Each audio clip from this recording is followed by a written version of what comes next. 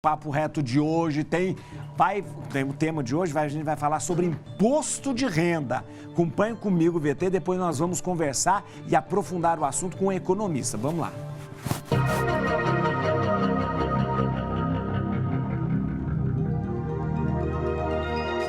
Você sabe que se tornou adulto e passou a ganhar dinheiro quando você precisa declarar sua renda. Esse é o movimento que você consegue avaliar toda a sua vida financeira, o que paga em serviços, o que você recebe, seus investimentos, tudo. O imposto de renda é o tributo mais conhecido do país. Com a prestação de contas feita pela declaração anual, você consegue saber se já pagou tudo o que precisava pagar. Caso você tenha pago valor a mais, a Receita devolve o dinheiro. É o que se chama restituição do imposto de renda. O pagamento da restituição obedece a uma fila. O contribuinte que entrega a declaração primeiro tem mais chance de receber primeiro.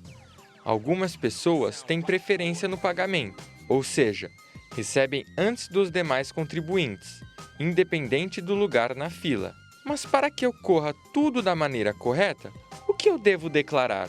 Como faço para declarar? Até quando posso declarar? Tudo isso agora, no Papo Reto. Muito bom ao ronco do leão aí.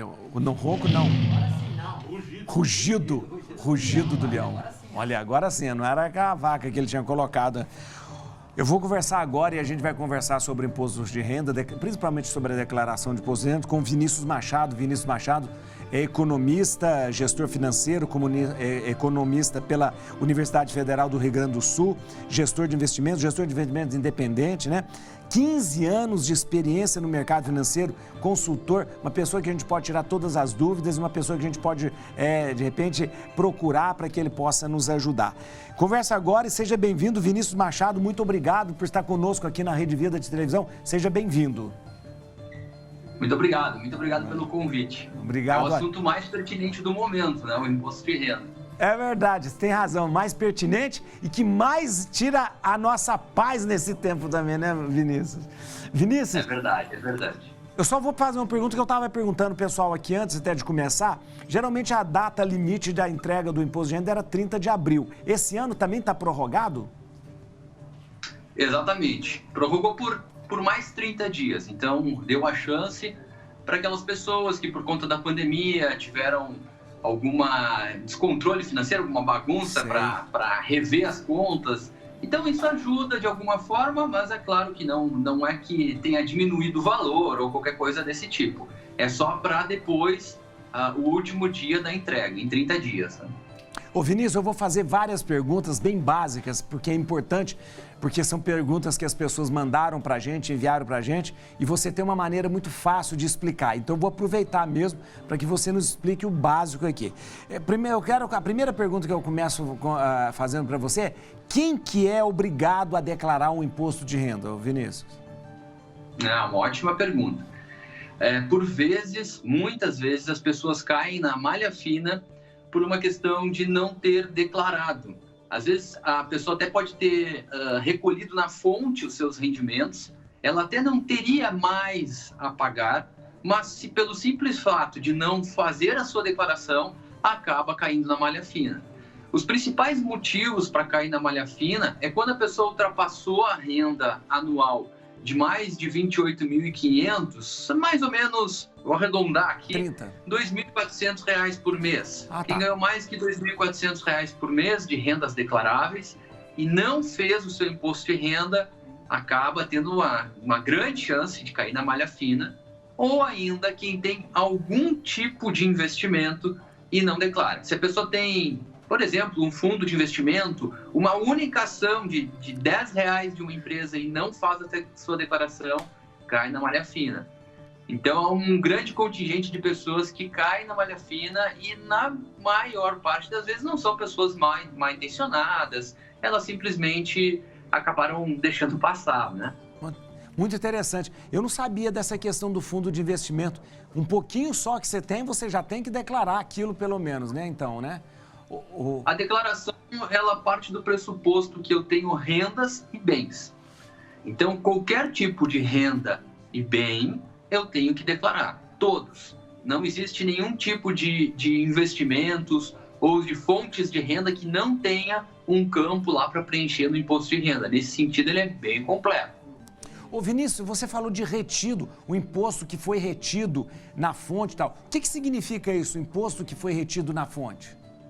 É uma ótima observação. Então, o imposto retido na fonte é que quando eu recebo de uma empresa, por exemplo, um salário, e esse rendimento, também valores arredondados, ele é maior que R$2.000, sim, uma parte desse meu rendimento ele vai ser retido na fonte. Então, por exemplo, alguém que ganhou R$5.000, o sujeito ganhou R$5.000, vai ser retido lá em torno de R$300, R$400 na fonte. Isso, na fonte, significa que ele não vai receber os R$5.000. Ele vai receber 5.000 menos 400. Então, esses 4.600 é o que de efetivo vai entrar na sua conta. A empresa é responsável por reter esse imposto. Mas aí ele não precisa mais pagar o imposto sobre esse dinheiro que ele recebeu. É verdade, é verdade. Por isso que até no vídeo de abertura falava sobre receber de volta um dinheiro pago. Então vamos imaginar esse mesmo sujeito que ganhou R$5.000 mensais e foi retendo um monte de imposto lá. Só que ele tem custos com o convênio, tem dependentes, tem uma série de coisas, convênio de saúde, né? Uma série de coisas que ele pode deduzir do imposto de renda. Como já foi retido muito imposto na fonte, depois, com todas essas deduções, ele deveria ter pago menos. Só que na fonte não é uma opção, exatamente vai vir na fonte. Então, ele recebe de volta do leão esse imposto que ele pagou para mais na fonte. Então, essa que se chama restituição de imposto, né? Ô, Vinícius, a gente teve o saque emergencial do Fundo de Garantia, né, FGTS, no ano passado. Isso precisa ser declarado também? Isso, então. Todos os rendimentos, é um rendimento, certo? Eu recebi um dinheiro. Então, todos os rendimentos precisam ser declarados. O FGTS não é diferente. Declarar não significa que nós vamos pagar imposto sobre o FGTS, não é isso. Mas eu recebi um dinheiro, trabalhei anos na empresa, tenho lá R$40.000 retidos no FGTS, saí da empresa e recebi esse dinheiro. Eu vou declarar, eu vou colocar no meu imposto de renda como rendimentos não tributáveis ou isentos. Então, ele vai entrar lá. Existe um campo específico para isso, mas eu não vou pagar nada sobre isso. Eu só vou avisar a Receita que eu tenho esse rendimento. Esse rendimento. Ô, Vinícius, o recebimento de lucro das empresas, eles estão isentos do imposto de renda? Sim, sim. Eles entram nesse mesmo campo também, lá de rendimentos não tributáveis ou isentos. Claro que aí eu coloco a opção dividendos ou lucros, e o dividendo ou lucro parte do pressuposto que a empresa, né? Então vamos supor que eu sou sócio de um restaurante. O restaurante lá vendeu os seus pratos, ganhou dinheiro, pagou seus funcionários e teve lucro. E desse lucro o restaurante já pagou imposto. E quando esse dinheiro vem para mim como sócio, ou seja, como um lucro, já teve uma tributação lá dentro da empresa. Então não tributa novamente. Tá. E aí quando chega o dinheiro para mim, ele já chega líquido. É assim que funciona. Tá. Mas eu também tenho que declarar. Eu vou avisar a Receita que eu ganhei, exemplo, R$100.000 no ano, ganhei R$100.000 de lucros. Eu vou avisar, vou declarar. Você avisa, mas ele já foi pago lá o imposto, porque era aquela... Né?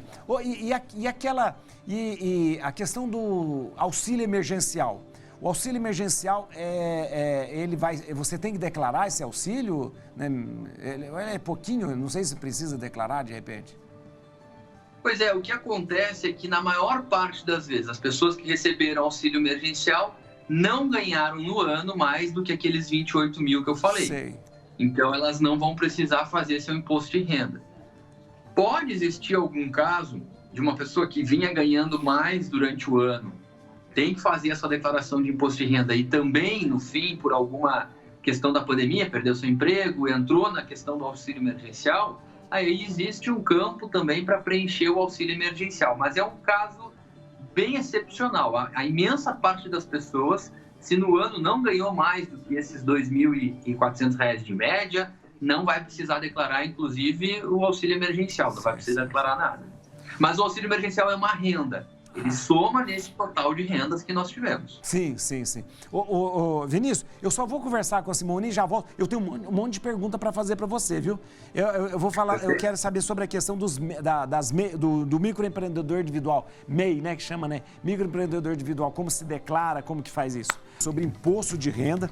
E eu tô conversando aqui com o Vinícius Machado, que é economista, gestor financeiro, e ele está explicando para a gente direitinho. Eu vou fazer mais uma pergunta para ele aqui que eu acho importante, sobre os microempreendedores individuais, né? Como devem declarar, não devem declarar, precisam declarar. Vinícius, como é? Os MEIs, os microempreendedores individuais, eles precisam declarar o imposto de renda? Sim. Eu até vou aproveitar para responder uma pergunta que o senhor fez antes de eu entrar no ar. Por que é o leão? Né? Isso, isso mesmo. O leão é uma história engraçada, porque lá em 79, durante toda a década de 80, se fez uma campanha, porque foi quando iniciou essa história da gente declarar todo ano o imposto de renda. Até então não funcionava dessa mesma forma. E precisavam escolher um mascote. Aí escolheram o leão, dentro de vários outros animais, porque ele era forte, leal e justo. Só que esqueceram de um detalhezinho. Ele não é um bicho exatamente agressivo, ele avisa quando vai atacar, mas ele também não é bobo. Então, eu acho que escolheram muito bem o animal, né? Leal, justo, e como que é? E forte. E forte. Esqueceu do faminto, né? Do faminto, né? Interessante. Mas, Vinícius, na verdade, então, a partir de 70 que começou essa coisa de declarar todo ano, é isso mesmo? A partir de 79 começou essa mesma lógica de todo ano fazer uma declaração de imposto de renda. Obviamente que se pagava imposto antes, sim, mas era de outra forma que nós tínhamos essa sistematização. E nos tempos recentes, absolutamente tudo é feito de forma digital. Então eu ainda vejo pessoas que me dizem erroneamente, né? Pessoas que me dizem assim: Vinícius, eu não vou declarar tudo que cai na minha conta, porque eu sempre fiz assim e nunca aconteceu nada comigo, nunca caí na malha fina. Bom, em primeiro lugar, a gente deve declarar o que é certo mesmo e ser justo lá com o imposto, é a primeira coisa. E para essas pessoas que acham que estão, de alguma forma, passando para trás o leão, vamos lembrar que ele também é bem inteligente. Absolutamente tudo que a gente transaciona no banco, saca, depósitos, todas as coisas são registradas lá nos servidores da Receita Federal. Então, às vezes, as pessoas não caem na malha fina, porque dentro de muitas pessoas que poderiam cair na malha fina, elas não foram sorteadas. Então, tem que ter um certo cuidado com essa questão, e a recomendação em absoluto é sempre declarar tudo certinho. Certinho, é verdade. E o MEI, ele precisa declarar, Vinícius? Sim. Nós precisamos separar o assunto um pouquinho, porque o MEI, como CNPJ, tem a sua própria contabilidade. Isso. Simplificada, é claro. É muito recomendável para esses profissionais autônomos, né, que têm o seu próprio comércio, pequeno comércio, ou fazem trabalhos para fora de casa e tal. É muito recomendável ter uma MEI, porque a partir desse momento vai pagar um pequeno imposto mensal de mais ou menos R$50, vai estar no INSS, vai estar cadastrado para receber benefícios. Isso é excelente, faz diferença em muitos casos, muitas pessoas viram isso durante a pandemia. E essa pessoa ela vai ter impostos reduzidos lá pelo MEI. Mas principalmente uma simplificação contábil. Não há uma obrigatoriedade de fazer um livro contábil. Então essa acaba sendo uma das grandes vantagens que atraem as pessoas a fazerem uma MEI. Mas não quer dizer que elas não tenham que pagar imposto. Toda vez que eu recebo um dinheiro, eu tenho um imposto a pagar. Então eu faço isso lá dentro da empresa. Vai depender da atividade, cada atividade tem um nível de imposto. Isso tudo depende de cada atividade fim lá dessa empresa, dessa MEI. Mas na pessoa física, lembrem que eu vou ter renda e eu vou ter que declarar. Não necessariamente, repetindo o que eu falei, eu vou ter que pagar imposto. Se lá na MEI eu já paguei o imposto, e eu fiz essa minha contabilidade certinho, quando eu trago esse dinheiro para minha pessoa física, eu não tenho necessidade de pagar imposto. Ah, tá. O que acontece é que, às vezes, as pessoas confundem as duas coisas. Não declaram direitinho lá na pessoa jurídica, e quando esse dinheiro entra na pessoa física, a Receita não consegue entender se é um dinheiro pago para a pessoa física ou para a pessoa jurídica. Sei. E aí, nesse momento, a Receita entende que é um dinheiro pago para a pessoa física e a tributação vai ser maior. Então tem que tomar um cuidado com uma única coisa. Se eu emito uma nota, pessoa jurídica, faço uma venda lá no meu pequeno comércio na pessoa jurídica, eu fazer devido registro disso lá no imposto de renda, apesar da pessoa jurídica. Apesar de não ser obrigatória essa escrituração contábil, é muito recomendável, porque vai ficar tudo absolutamente registrado, tudo organizado, e não vai ter esse tipo de problema que em alguns casos acontece. Ó, só mais duas perguntas que eu sei que já estou explorando rapidinho. Só mais uma, então. Ó, a tributação, você falou tributação diferente. Pessoa física e pessoa jurídica, a tributação é diferente. Sim. A pessoa física, ela tributa igual para todas as pessoas físicas. Quantos por cento? Ganhos... Oi? Quantos por cento? Quantos por cento? Isso, então, vai ser uma faixa. Eu vou falar em valores arredondados. Até R$2.000 é zero, de 2.000 a 3.000 vai pagar lá 7,5%, e assim vai até chegar acima lá dos R$6.000, 27,5%. Estou dando valores arredondados. Sim. Então, a renda acima desse valor mensal vai ser lá 27,5%.